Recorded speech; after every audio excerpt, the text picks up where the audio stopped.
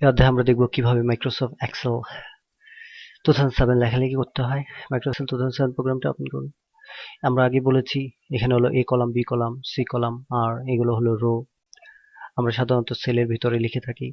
প্রত্যেকটা সেল এক একটা সেল থেকে আলাদা, অর্থাৎ প্রত্যেকটি সেল থেকে কিন্তু আলাদা আলাদা হয়। আপনি যে সেলে লিখতে চান সে সেলে ক্লিক করুন এবং টাইপ করা শুরু করুন। লেখার ক্ষেত্রে এখানে দেখতে পাচ্ছেন আমরা এই সেলে অর্থাৎ A1 সেলে লিখেছি, কিন্তু সেই লেখাটা কিন্তু B1 সেলেও চলে গেছে। আসলে কিন্তু আমরা B1 সেলে কিন্তু লেখা হয়নি। আমরা যদি পরবর্তীতে দেখব কিভাবে সেল বড় করতে হয়, তো দেখতে পাচ্ছেন আমাদের কিন্তু লেখাটা A সেলে রয়েছে। আমরা এখন B1 সেলে লিখব।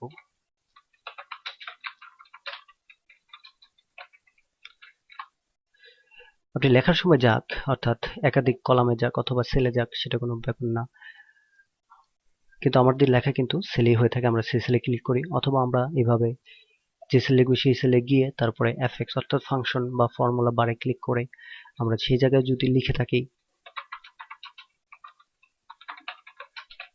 তাহলে কিন্তু আমাদের সেলের ভিতরে লেখা হবে। পরে আমরা এন্টার দিলেই সে লেখাটি সেট হয়ে যাবে। এভাবে কিন্তু আমরা লিখতে পারি। আর যদি আমাদেরকে লেখাটিকে এডিট করতে হয়, অর্থাৎ কোনো সেলের ভিতরে লেখা এডিট করতে হয়, তাহলে সেই সেলের উপরে যদি আমরা মাউসটির লেফট বাটন দ্বারা সিলেক্ট করে লেখা শুরু করি, তাহলে কিন্তু আমাদের আগের লেখাটি মুছে যাবে। দেখতে পাচ্ছেন এখানে আগের লেখাটি মুছে। এই অবস্থায় যদি আপনার এই ভুলটি হয়ে যায়, তাহলে আপনি কিবোর্ডের ESC এস্কেপ বাটনটি চেপে আগের লেখাতে ফিরে আসতে পারেন। তো এইভাবে জাস্ট মাউসের লেফট বাটন দ্বারা ক্লিক করে লেখা শুরু করলে কিন্তু আমাদের আগের লেখাটি মুছে যাবে। এভাবে লেখা যাবে না। অর্থাৎ লেখা আছে, সেই লেখাটাকে এডিট করতে আমাদেরকে অবশ্যই সেই লেখার উপরে, অর্থাৎ লেখাতে আমাদেরকে মাউসের লেফট বাটন দ্বারা ডাবল ক্লিক করতে হবে। তারপর আমরা সেই লেখাতে প্রবেশ করব। তারপর আমরা যেই স্থান লিখতে চাই সেই স্থানে আমাদের কার্সরটি মাউসের লেফট, রাইট, আপ অ্যারো অর্থাৎ ডাউন অ্যারোগুলো ব্যবহার করে আমরা সরে আসতে পারি, অথবা আমরা মাউসের মাধ্যমে সাহায্য নিতে পারি। অর্থাৎ আমি যদি দিস ইজ এরপরে আমি এ এখানে লিখবো, তাই এখানে চলে আসলাম। দেখতে পাচ্ছেন, এরপর আপনি এন্টার প্রেস করুন, লেখাটি সেট হয়ে যাবে।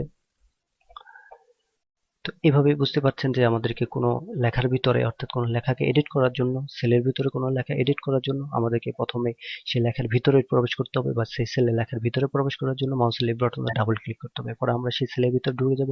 তখন লেফট রাইট অ্যারোগুলো ব্যবহার করে আমরা সরে আসতে পারি, যেখানে লিখবো সেখানে কার্সরটা নিয়ে আসতে পারি, অথবা মাউসের লেফট বাটন দ্বারা ক্লিক করলে আমরা সেই জায়গায় চলে আসতে পারি, এবং আমাদের যে জায়গায় লিখবো সেই জায়গায় কার্সরটি এনে আমরা আমাদের প্রয়োজনীয় লেখাটি লিখে তারপরে এন্টার প্রেস করে লিখতে পারি।